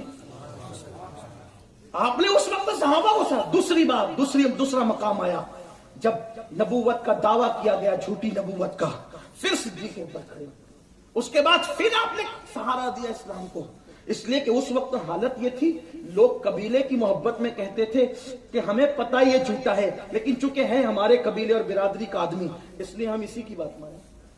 یہ حالت تھی. مسلمہ کذاب کے موقع پر جو لوگ بڑے بڑے ایمان والے کہلاتے تھے اس کے قبیلے کے، انہوں نے کہا تھا ہم مانیں گے تو اسی کے کہ ہمارے قبیلے کا، ہماری برادری کا آدمی ہے. یہ صورتیں ہیں. اس وقت صدیق اکبر نے کہا تھا کہ اب جان کی بازیاں لگا دو. 700 صحابہ جو حافظ قرآن تھے، 700 حافظ قرآن، اور دیگر جو باقی کے شہداء ہیں وہ الگ، صرف حفاظ صحابہ 700 ختم نبوت کے معاملے میں انہوں نے اپنی جانیں قربان کی تھی مسلمہ کذاب سے جنگ کر، اور اس کو کیفر کردار تک پہنچایا. آج کل حضرت وحشی کو بھی ہمارے جوان بہت ڈسکس کرتے ہیں، جناب وحشی کو بھی ڈسکس کرتے ہیں. میں تو یہ کہتا ہوں کہ ہمیں حق ہی کیا ہے ان لوگوں کا ذکر کرنے کا جنہیں ہم جانتے ہی نہیں صحیح طور پر. یہ تھوڑی سی انٹرنیٹ سے یہ پڑھ دیا، فیس بک پہ وہ پڑھ دی، واٹس ایپ پہ. آج کل اسلام دشمن عناصر واٹس ایپ فیس بک کا بھرپور استعمال کر رہے ہیں مسلم امہ کو لڑانے کے. محرم شریف آتا ہے، اہل بیت کے حوالے سے چل پڑتا ہے، یہ روایت موضوع ہے، یہ موضوع ہے، یہ موضوع ہے. ابھی صدیق اکبر کا دن آیا، یہ شروع ہو گیا، یہ موضوع ہے، وہ موضوع ہے، وہ یہ سب ہو رہا ہے. کیا اہل سنت میں اس سے پہلے کبھی ایسا دیکھا تھا؟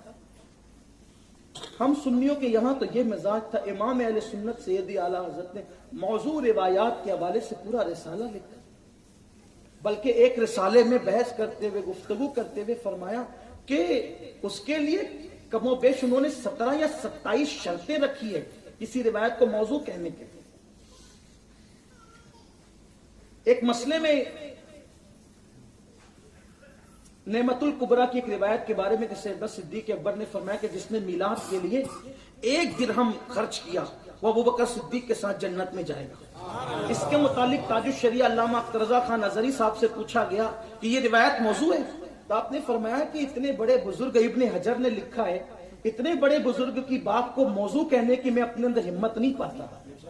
اگر ہمیں کہیں سے سند نہیں مل رہی ہے تو ان کے علم پر ہمیں اعتماد ہے کہ انہوں نے کہیں سے یہ دیکھا ہوگا. کم سے کم بزرگوں پر تو اعتماد کرو. نئی تحقیق کا اتنا شوق، اللہ کی عدالت میں کھڑے ہونا ہوگا. اہل بیت اور صحابہ کے دشمنوں، یہاں پر تم واٹس ایپ پر بیٹھ کر کے، فیس بک پہ گھروں میں بیٹھ کر کے چاہے جتنی لڑائیاں لگا دو صدیق اکبر کے خلاف، مولائے کائنات کے خلاف، اللہ تو دیکھ رہا ہے. تم شک پیدا کرتے ہو، شک پیدا کرتے ہو، یہ موضوع ہو گئی، وہ ضعیف ہو گئی، وہ نہیں. حدیث کے ساتھ یہ کھلواڑ، غیر مقلدین کی بیماری تم میں کہاں سے آ گئی؟ واللہ ہمارے سنت کا تو عالم یہ ہے کہ ہم نے تو یہ کہا کہ ہم عشق کے بندے ہیں، کیوں بانٹ بڑھائی ہے ہمارے بزرگوں نے. بلکہ علامہ ازہری صاحب نے یہاں تک کہا کہ محدثین کا حدیث لینے کا ایک اپنا انداز ہے اور صوفیہ کا حدیث لینے کا ایک اپنا انداز. صوفیہ کشف سے بھی حدیث لیتے ہیں، صوفیہ کشف سے بھی احادیث لیتے ہیں. بلکہ صوفیہ کا حال یہ ہے کہ وہ تو ڈائریکٹ حضور سے بھی پوچھتے ہیں صلی اللہ علیہ وآلہ وسلم. جانتے ایک بزرگ تھے جو نابینا تھے، ایک بزرگ تھے جو نابینا تھے. بڑے بڑے علماء ان کے پاس آتے تھے حدیث کی تصحیح کرانے کے لیے، حدیث کو چیک کرانے کے لیے. وہ کوئی حدیث پڑھتا تھا، وہ کہتے تھے یہ حدیث صحیح ہے، کہتے تھے یہ حدیث حضور کی نہیں ہے. لوگ کہتے تھے لو صاحب یہ تو نابینا آدمی ہے، ان کو کیسے پتا چل جاتا ہے کہ یہ حدیث جو ہے وہ صحیح ہے اور یہ صحیح نہیں ہے. تو ان سے لوگوں نے پوچھا تو انہوں نے فرمایا کہ ادھر آؤ. انہوں نے اپنے قریب بلایا اور اپنی چادر اس کے سر پہ ڈالی، فرمایا دیکھ. تو اس نے دیکھا کہ حضور علیہ السلام جلوہ گر ہے اور حدیث پڑھی جا رہی ہے. تو جب حضور کے لبوں پہ مسکراہٹ آتی ہے تو وہ کہتے ہیں یہ حضور کی حدیث ہے، اور حضور علیہ السلام کے لبوں پر مسکراہٹ نہیں بلکہ ناراضگی کے آثار ظاہر ہوتے، کہتے ہیں یہ حضور کی حدیث نہیں ہے. تو حدیث معلوم کرنے والے یوں بھی شیخ محی الدین ابن عربی، سید المکاشفین، اس طرح کے ہمارے بڑے بڑے بزرگ گزرے. خدا کے لیے ایسا نہ کرو. ہماری عوام کو کتنا لڑائیں گے، امت کے مسائل کتنے ہیں. لیکن میں سمجھتا ہوں کہ یہ چیز اہل سنت کی طرف سے کوئی نہیں کر رہا ہے. یہ واٹس ایپ پر سنی نما بیٹھ کر کے رافضی اور ناصبیوں کا یہ پلان ہے کہ ہم اپنے بزرگوں کے حوالے سے مشکوک ہو جائیں، لیکن واللہ ہمیں تو صدیق اکبر کے مسلک پہ رہنا ہے۔ جب ابو جہل نے آ کر کے کہا نا، حدیث کس نے لائی تھی اس دن؟ حضور کی حدیث کس نے لائی تھی؟ ابو جہل نے لائی تھی۔ اللہ کے کہہ رہا تھا ابو بکر یہ بتاؤ کہ اگر کوئی یہ کہے کہ میں رات کے تھوڑے سے حصے میں مکے سے بیت المقدس گیا اور واپس آیا، زنجیر بھی رہی تھی، بستر بھی گرم تھا، کیا وہ سچ کہتا ہے؟ صدیق اکبر نے کیا کہا، لیکن یہ کہتا کون ہے؟ یہ کہتا کون ہے؟ اگر وہ تمہارے یار تمہارے دوست کہتے ہیں، فرمایا یہ چھوٹی بات ہے، اس سے بڑی بھی کہیں گے تو ماننے کے لیے تیار۔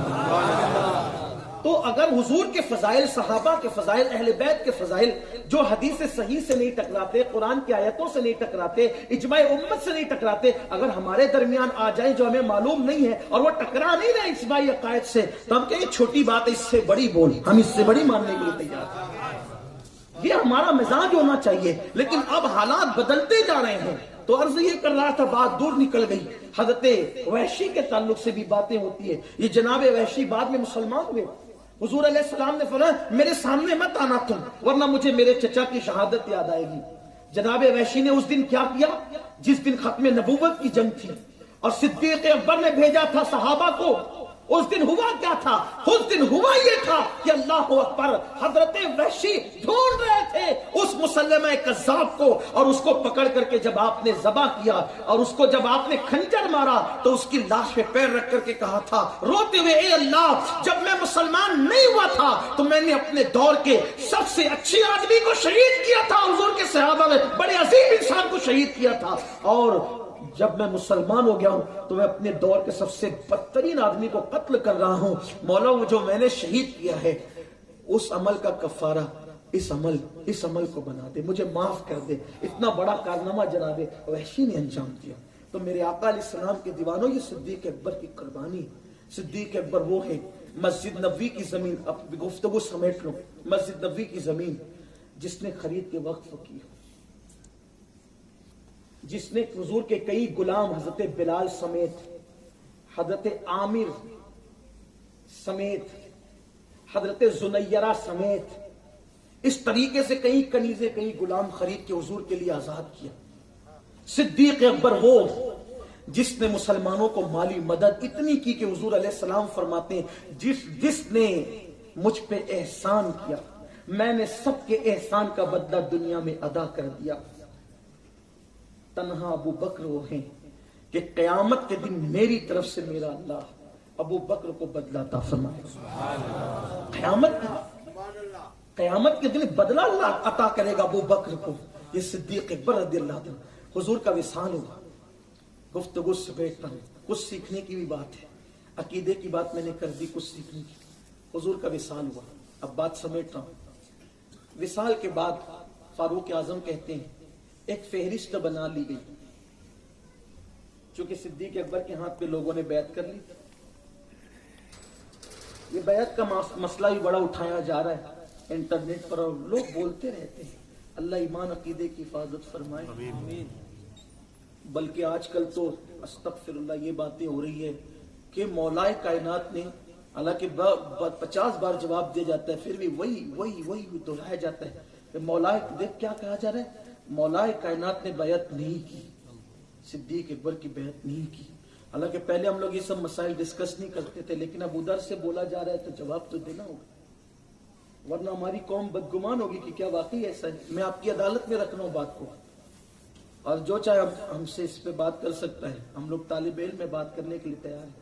کہا مولا علی نے بیعت نہیں کی، تو کہا پھر کیا ہوا؟ کہا زبردستی بیعت کروائی گئی، یعنی مطلب، تو کہا ان کے گلے میں رسی ڈالی گئی۔ یہ بیان ہوتا ہے، ذرا غور کر لیں آپ، ان کے گلے میں رسی ڈالی گئی اور رسی ڈال کر ان کو کھینچتے ہوئے مسجد نبوی تک لے جایا گیا اور زبردستی ان سے بیعت کی گئی۔ میں نے کہا واہ واہ واہ، بڑے شیعان علی پکے نکلے آپ، بڑے پکے شیعان علی نکلے۔ ایسا علی مانتے ہیں آپ ایسا علی مانتے ہیں؟ وہ آپ کے مسلک میں کوئی علی ہوگا جس کے گلے میں رسی ڈال کر کے کھینچ کر اس کو لے جایا جاتا ہوگا؟ جس کو سنی علی مانتے ہیں وہ ایسا علی ہے کہ دنیا میں نہ کوئی زنجیر ایسی پیدا ہوئی ہے, نہ کوئی ایسی رسی پیدا ہوئی ہے جو علی کی گردن میں ڈالی جا سکے.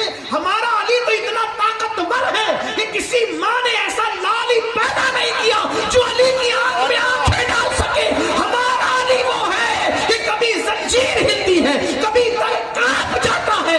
علی کا نام سن کر اب بھی خیمہ کانپ جاتا ہے. علی جو ٹھان لے علی سے کوئی کروا سکتا ہے, اس کے خلاف کوئی کروا سکتا ہے؟ واللہ کبھی نہیں. تو پتا چلا مولا کائنات نے اپنی مرضی سے بیعت کی. یہ سب جھوٹ ہے, خرافات ہے.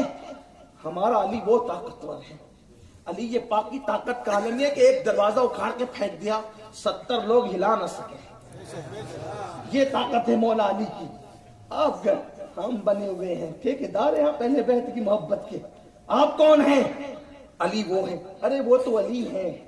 علی کے بیٹے کی شان یہ ہے نا, علی کے بیٹے کی شان یہ ہے جسے دنیا غوث اعظم شیخ عبد القادر جیلانی وقت کی طاقتوں کو جو للکارتے تھے تو لوگ دبک جاتے تھے. غوث پاک فرماتے ہیں میں چاہوں تو زمین کو پلٹ دوں. یہ ہے علی کے بیٹے کی طاقت کا حال. آپ کیا باتیں کرتے رہتے ہیں, اس طرح کی باتیں نہ کیا کرو. تو مولا علی کی شان بڑی عظیم ہے. تو مولا مشکل کشا نے بیعت کی, صدیق اکبر کے ہاتھ پر خوشی سے کی. ہاں کچھ معاملہ تھا, کیا تھا وہ بتاؤں مختصر میں. جب بیعت کے لیے مولا کائنات آئے تو صدیق اکبر سے کہا کہ آپ لوگوں نے اتنا بڑا فیصلہ کیا, ہم سے مشورہ نہیں کیا؟ آپ ہم سے اس میں مشورہ تو کرتے. صدیق اکبر کا جواب یہ تھا کہ ثقیفہ بنو ساعدہ میں وہاں ایک فتنہ اٹھا تھا کہ حضور کے بعد کون رہے گا. ہمیں پتہ چلا, ہم اس مسئلے کو ختم کرنے کے لیے گئے تھے, وہاں مسئلہ ختم کرنے کے لیے گئے تھے. یہ نہ یہ نیت تھی, نہ یہ ارادہ تھا, نہ یہ کام تھا. وہاں پہنچے, وہ مسئلہ ختم ہوا تو پھر کہا گیا کہ کون. تو اب کوئی نیا آدمی کھڑا نہ ہو جائے. اس کے خاتمے کے لیے یہ تھا کہ فاروق اعظم نے کہا کہ جس کو حضور علیہ الصلوۃ والتسلیم نے اپنے بعد جگہ جگہ پیش فرمایا, جس نے پہلے اسلام لایا, اسی کے ہاتھ میں بیعت کر لی. فاروق اعظم نے بیعت کر لی. صدیق اکبر نے کہا علی اگر آپ کو ایسا لگتا ہے کہ یہ فیصلہ صحیح نہیں ہوا ہے تو میں ابھی بھی جو ہے مسلمانوں کو یہ فیصلہ سونپنے کے لیے تیار ہوں. مسلمان جس کو چاہے اپنا امیر بنا لے. یہ صدیق اکبر کا کہنا تھا, مسلمان جس کو چاہے اپنا امیر بنا لے, میں اس کے لیے تیار ہوں. مولا کائنات نے کہا نہیں, آپ کی عمارت سے اختلاف نہیں ہے. اور تاریخی جملہ کہاں تھا, جس کو ہمارے نبی نے ہمارے دین کے لیے ہمارا امیر بنا دیا, اس کو ہم نے اپنی دنیا کے لیے چن لیا ہے. لیکن بس بات اتنی ہے کہ مشورہ کیوں نہیں ہوا. مشورہ کیوں نہیں ہوا, وہ معاملہ کلیئر ہو گیا کہ وہاں تو اس لیے گئے بھی نہیں تھے, وہاں تو حادثہ ہو گیا تھا. حادثہ ختم کرنے گئے تھے اور حادثاتی طور پہ بیعت ہو گئی تھی. جب یہ کلیئر ہو گئی, مولا کائنات نے بیعت کی. اور کیسی محبت تھی آپ کو بتاؤں.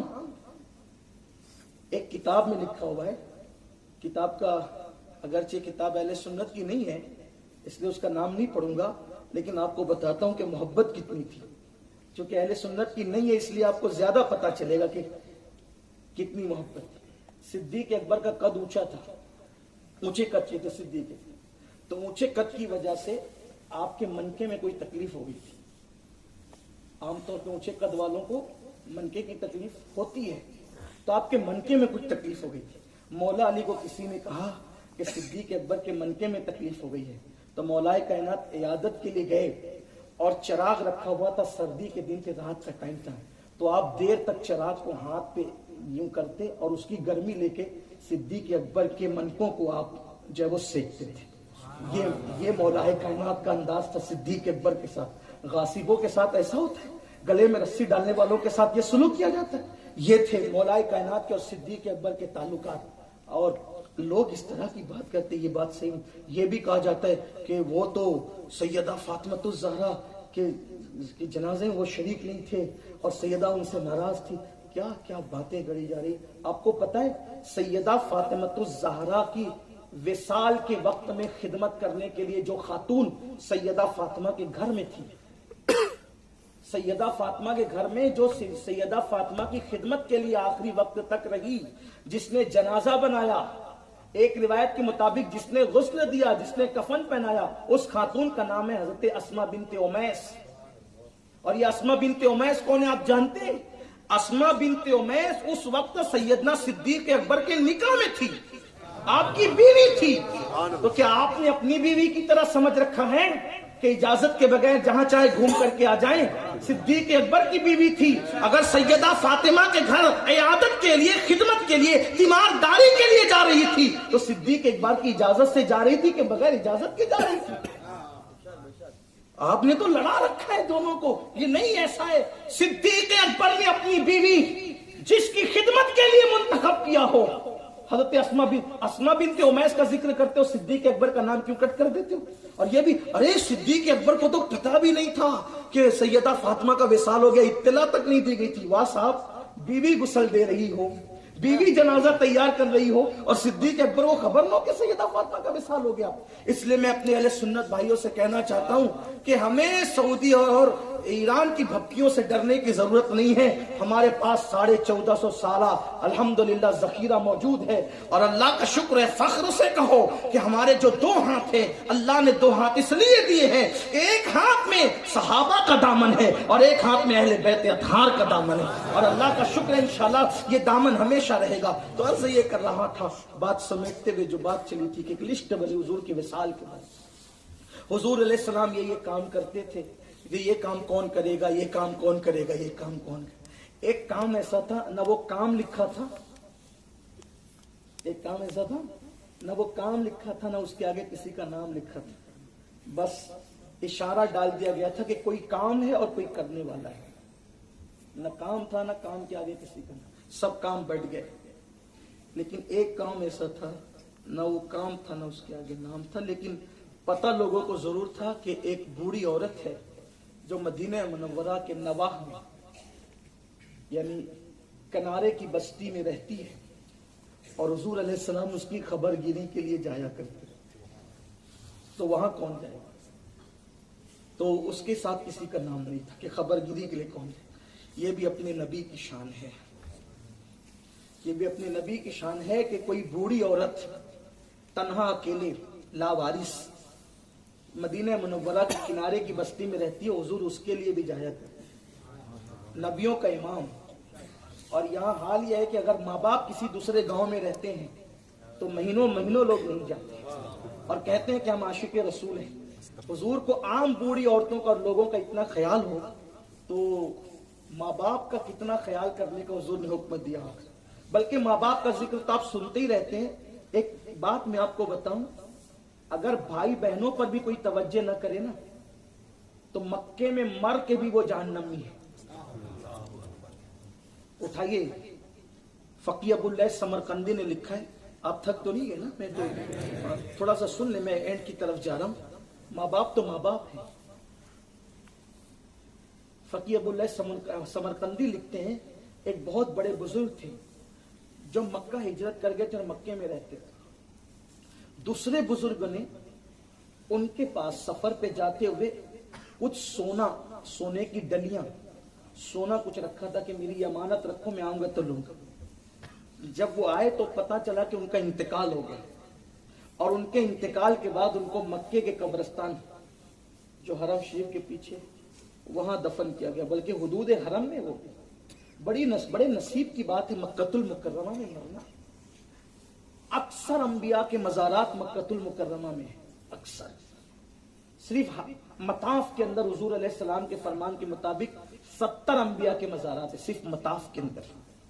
بڑے بڑے جلیل القدر پیغمبر کے مزارات مکۃ المکرمہ میں، کوئی چھوٹی بات نہیں مکۃ المکرمہ میں مرنا۔ اللہ اکبر۔ تو وہ بزرگ آئے تو انہوں نے کہا کہ اس کا تو انتقال ہو گیا، تو وہ حضرت مالک بن دینار سے ملے۔ جب مالک بن دینار سے ملے تو مالک بن دینار نے کہا کیونکہ ہم تو مکے میں رہتے ہیں، ایک کام کرو، رکن یمانی کے پاس، وہ جو کعبے کے جو 4 کونے اس میں سے ایک رکن کا نام ہے رکن یمانی کے پاس، وہاں کھڑے ہونا شب جمعہ میں، اور شب جمعہ میں کہنا کہ اے فلاں، اس کا نام لے کے کہنا جو بزرگ کے پاس تم نے سونا امانت کر دو، اے فلاں مجھ سے بات کرو۔ اس لیے کہ مومنوں کی روحیں شب جمعہ میں وہاں جمع ہوتی ہے، جو نیک لوگ ہیں، جنتی لوگ ہیں، صرف جنتی لوگوں کی روحیں وہاں جمع ہوتی ہے۔ جب تم اس سے کہو گے مجھ سے کلام کرو تو اس کی روح آپ سے کلام کرے گی، اور پھر پوچھ لینا تو وہ بتا دیں گے کہ تمہاری امانت کا کیا ہوا۔ अगर वो जन्नतियों में से है तो वहां तुम्हें वो रूह मिल जाएगी। ठीक, ये गए और उन्होंने कहा ए फलां मुझसे बात करो, कोई जवाब नहीं आया। ये मालिक बिन दीनार के पास आए तो मालिक बिन दीनार ने कहा इन्ना लिल्लाहि व इन्ना इलैहि राजिऊन। अगरचे वो मक्के का बड़ा नेक परहेजगार रोजेदार हाजी नमाजी था, लेकिन वो नेक नहीं था। अगर वो नेक होता जन्नती होता तो यहां तुम्हें मिल जाता। अब एक काम करो, यमन जाओ और यमन जा करके एक कुआं है यमन के अंदर, उस कुएं का नाम है बरहूत। मालिक बिन दीनार कहते हैं बरहूत नामी कुएं पर जाओ और आधी रात के बाद फिर कहना कि ए फलां मुझसे बात कर, तो वो तुम्हें वहां बात या तो यहां मिलेगा या तो वहां मिलेगा, तीसरी कोई जगह नहीं। जन्नती होता तो यहां मिल जाता, अब जहन्नमी है चूंकि वो वहां मिलेगा, जाओ। वो बुजुर्ग कहते हैं मैंने यमन का सफर किया क्योंकि सोना था मेरा और बहुत ज्यादा था, कीमती था। जब मैं वहां गया तो निस्फ शब के बाद उस कुएं से मुझे रोने की आवाजें आने लगी। तो मैंने पूछा कौन है, तो अंदर से आवाज आई कि मैं अब्दुल मलिक बिन मरवान हूं, मेरी रूह है और मैं अजाब में गिरफ्तार हूं, यहीं पर पड़ा हुआ। एक और का भी नाम था, छोड़ देते हैं सब, ठीक। फिर उसके बाद वो कहते हैं कि मैंने आवाज लगाई ए फलां मुझसे बात कर। उसने कहा कि मैं हाजिर हूं, लब्बैक मैं हाजिर हूं। कभी मेरा सोना क्या हुआ, तो कहा वो फला मकाम पर है ना, मेरे घर का जो जीना है उस जीने के नीचे तुम्हारा सोना दफन है, वो तुम्हारी अमानत ले लो तुम। फिर मैंने पूछा ये बताओ इतने नेक इतने परहेजगार मक्कतुल मुकर्रमा में रहे, रोजा नमाज कुछ तुम्हारा नहीं छूटा, लोग तुम्हें वली कहते थे, अजाब में क्यों गिरफ्तार हो तुम? तो कहा कि मेरे भाई मेरे दुख की कहानी ये है कि मेरी एक बहन थी, मैं मक्का हिजरत करके चला आ गया, मैंने पूरी जिंदगी बहन की कभी खबरगिरी नहीं की, बहन किस हाल में मुझे नहीं पता। मरने के बाद मुझे बताया गया कि तू खाता रहा, तेरी बहन फाके करती रही, तू कपड़े पहनता रहा, तेरी बहन कपड़ों को मोहताज रही, तू नरम बिस्तरों पे सोता रहा, तेरी बहन घर और बिस्तरों को तरसती रही, तूने अपनी बहन की खबरगिरी नहीं की, इसलिए तेरी जिंदगी की इबादतें एक तरफ रख दी गई और सिर्फ बहन की खबरगिरी न करने की बुनियाद पर, कता रहमी करने की बुनियाद पे, बहन का रिश्ता न निभाने की बुनियाद पे आज तेरा अंजाम ये हुआ कि अब तुझे जहन्नम में डाला जाता है। उस बुजुर्ग ने कहा अंदर से कि देख मेरी सारी इबादतें बराबर है और कबूल है, लेकिन सिर्फ बहन की वजह से अजाब भुगत रहा हूं कि मैंने बहन का ख्याल नहीं किया। हो सके तो मेरी बहन यमन ही में रहती है, फुला मकाम पर रहती है, बहन से कह दो कि मुझे माफ कर दे, अगर वो मुझे माफ कर देगी तो इस अजाब से मुझे नजात मिल जाएगी। वो बुजुर्ग कहते हैं फिर मैं ढूंढते ढूंढते उसकी बहन के पास गया, देखा कि बहन का बड़ा बुरा हाल था, मुझे बड़ा दुख हुआ, उसके हाल पे रोना आया, मैंने उसको माल भी दिया, उसको राजी किया, उसने माफ कर दिया। अल्लाह अकबर। आप मुझे बताएं कि अगर इतना बड़ा वली कहलाने वाला, हालांकि अल्लाह अकबर नमाज रोजे इबादत मक्कतुल मुकर्रमा में कयाम जन्नतुल मौला के अंदर दफन होना जिसे नसीब हो, उसके बावजूद भी सिर्फ बहन की खबरगिरी नहीं किया, बहन से पूछताछ नहीं किया, उसकी भूख और प्यास का ख्याल नहीं किया, तो उसको अजाब में गिरफ्तार कर दिया गया। जो माँ बाप को भूल करके जिंदगी गुजारे, अल्लाह अकबर, उनका अंजाम क्या होगा? जो अपने रिश्तेदारों को फरामोश करे, उनका अंजाम क्या होगा? ये मत सोचना सिर्फ कि नमाज पढ़ करके जन्नत मिल जाएगी, तहज्जुद पढ़ करके जन्नत मिल जाएगी, सिर्फ दाढ़ियां रख करके जन्नत मिल जाएगी। सितारों के आगे जहां और भी है, अभी इश्क के इम्तिहान और भी है। हमारी जिम्मेदारियों का एहसास और हमारी जिम्मेदारियों का दायरा बहुत वसी है। इसलिए मैं अपनी बहनों से भी कहता हूं, यहां बहनें बैठी उनसे कहता हूं कि मायके के रिश्तेदार वाले बड़े अजीज लगते हैं। क्या कहते हैं आपके यहाँ उसको? माँ के घर के रिश्तेदार अच्छे लगते हैं। बहन आएगी तो अच्छा लगेगा, खुद की माँ बाप आएंगे तो अच्छा लगेगा, भाई आएंगे तो अच्छा लगेगा, ननद आ गई, सास आ गई, जिठानी आ गई तो तकलीफ होती है।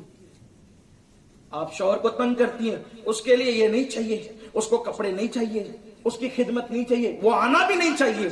मैं कहता हूं मेरी बहन, अगर तू शौहर की बहन को उससे दूर करके अपने शौहर को जहन्नमी बना रही है तो तेरे दिल में शौहर का कौन सा प्यार है? अगर शौहर से प्यार है तो तुम्हें कहना चाहिए मुझे मेरा हक दीजिए, उनको उनका हक दीजिए।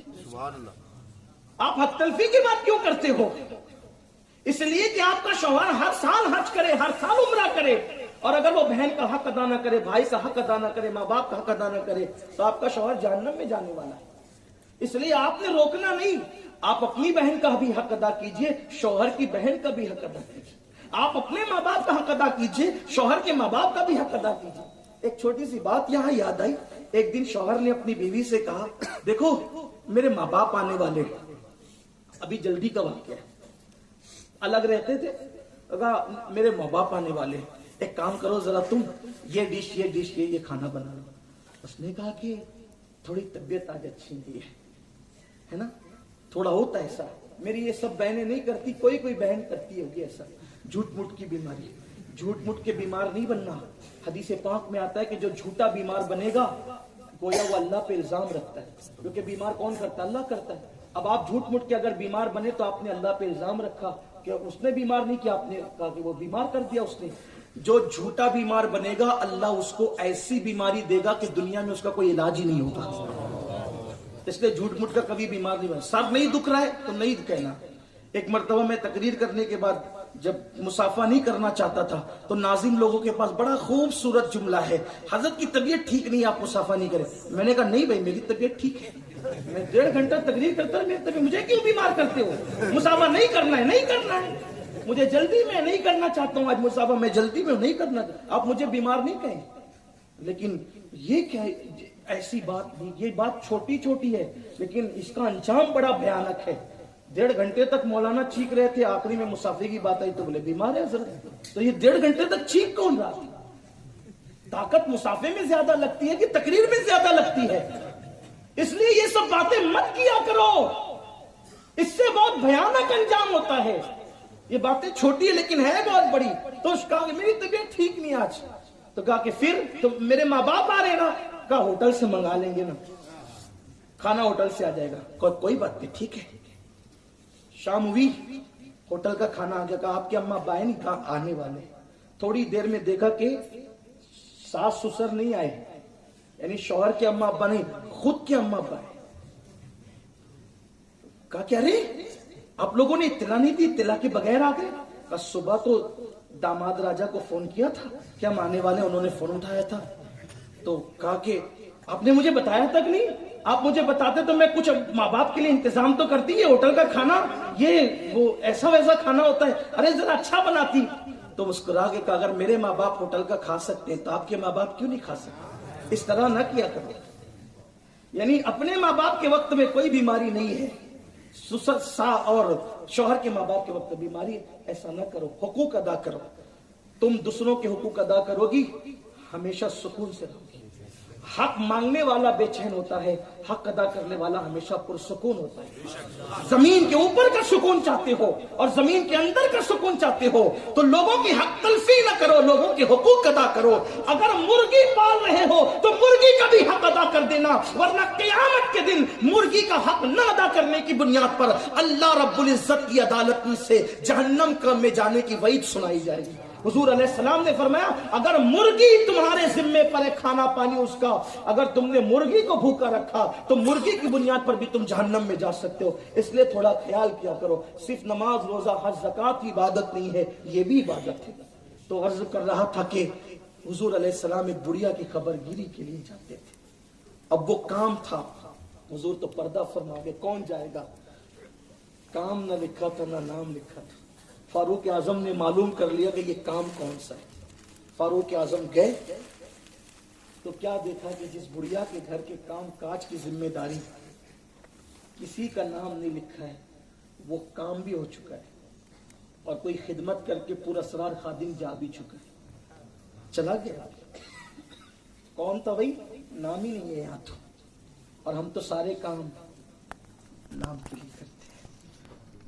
میں اپنی قوم سے یہی کہتا ہوں، چندہ نام کے لیے لکھا رہے ہیں ہم، مسجد مدرسے نام کے لیے بنا رہے ہیں ہم، محفل نام کے لیے سجا رہے ہیں ہم، میت نام ہو جائے گا اپنا۔ اور جو اللہ کے لیے کام کرتا ہے، قبر کا نشان رہے نہ رہے تمہارے ناموں کا نشان ضرور رہے۔ حضور حافظ ملت فرماتے تھے لوگ نام کے لیے کام کرتے ہیں، لوگوں کام کرو نام تو ہو ہی جائے گا۔ اور امام اہل سنت فرماتے ہیں مٹتے مٹتے نام ہو ہی جائے، نام کے لیے مت کرو، اللہ کے لیے کچھ کرو۔ کا नाम नहीं लिखा, खिदमत करने वाला खिदमत करके चला गया। दूसरे दिन और जल्दी आए तो भी चला गया। तीसरे दिन और जल्दी आए तो क्या देखा, कोई आया है, चेहरा छुपाया हुआ है, पैर में जूते भी नहीं है, चप्पल भी नहीं है, नंगे पैर आया, दबे पैर गया, खिदमत करके वापस जाने लगा, दामन पकड़ लिया। कौन हो? हम गुनाह करते मुंह छुपा के, हम गुनाह करते मुंह छुपा के, वहां नेकियां की जा रही थी मुंह छुपा। हम छुप के गुनाह करते हैं, वहां छुप के नेकियां की, यार के लिए नेकी की जाए। सबसे बेहतरीन नेकी वो है जो आप जाने और आपका रब जाने, तीसरा कोई नहीं। बल्कि नेकी वही है, सिर्फ नेकी वही है, नेकी वही है जो अल्लाह के लिए की जाए। इसलिए कि हुजूर मुफ्ती आजम कहते हैं, नफ्स बदकार ने दिल पर ये क़यामत तोड़ी, अमले नेकिया भी तो छुपाने न दी। नेकी वही नेकी है जो अल्लाह के लिए की। तो कहा कौन हो? चेहरे पर निकाब था। कहा छोड़ो, बताएं तो सही ताकि हम लोगों को बता सके कि कोई ऐसा नहीं था। चेहरे से नकाब उल्टा तो वो कोई और नहीं था, वो मेरे नबी का यार-ए-कार सैयदना सिद्दीक़ अकबर थे। अबू बकर मुसलमानों के अमीर, नंगे पैर आते हो। कहा रात का वक्त है ना, अगर जूते या चप्पल पहन कर आएंगे तो हो सकता है जूतों की आहट सुनकर कोई इस तरफ मुतवज्जे हो जाए, तो आहट से भी कोई मुतवज्जे ना हो सके, इसलिए खामोशी से आकर के खिदमत करके चले जाते। ये थे सैयदना सिद्दीक़ अकबर रज़ियल्लाहु तआला। अब आप गौर फरमाएं, रसूलुल्लाह जिस बुढ़िया के घर जाते थे, उस बुढ़िया का ख्याल इतना कर रहे हैं सिद्दीक़ अकबर। जरा जुमले पे तवज्जो करना, बात खत्म करने चलाऊं, इंशाअल्लाह ताला कुछ आपको समझ में आएगा। जिस बुढ़िया के घर हुजूर जाते थे, उस बुढ़िया का हुजूर को, सिद्दीक़ अकबर को इतना ख्याल था, जबकि वो बुढ़िया कोई रिश्तेदार नहीं थी, कोई औलाद नहीं थी, कोई करीबी ताल्लुकात यानी रिश्ता नहीं था। जब हुजूर सिर्फ उसके घर चले गए तो सिद्दीक़ अकबर ने उसका इतना ख्याल किया। जिसके घर जाए तो सिद्दीक़ उसका इतना ख्याल करते हैं, जिसके घर हुजूर जाए तो सिद्दीक़ उसका इतना ख्याल करते हैं।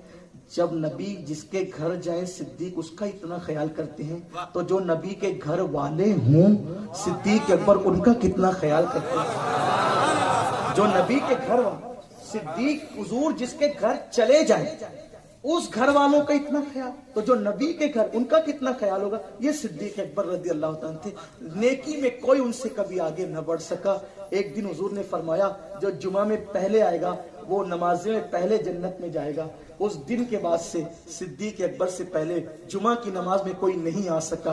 एक दिन फारूक आजम ने सोचा, मैं फजर की नमाज के बाद निकलूंगा और जुमा की नियत से अंदर आ जाऊंगा, लेकिन फिर देखा जब आप आए हैं नमाज के बाद तो देखा कि मस्जिद के कोने में कोई तिलावत कुरान कर रहा है, और फिर आकर के देखा तो कदम पकड़ कर कहते, अबू बकर नेकी में तुमसे कभी कोई आगे नहीं बढ़ सकता।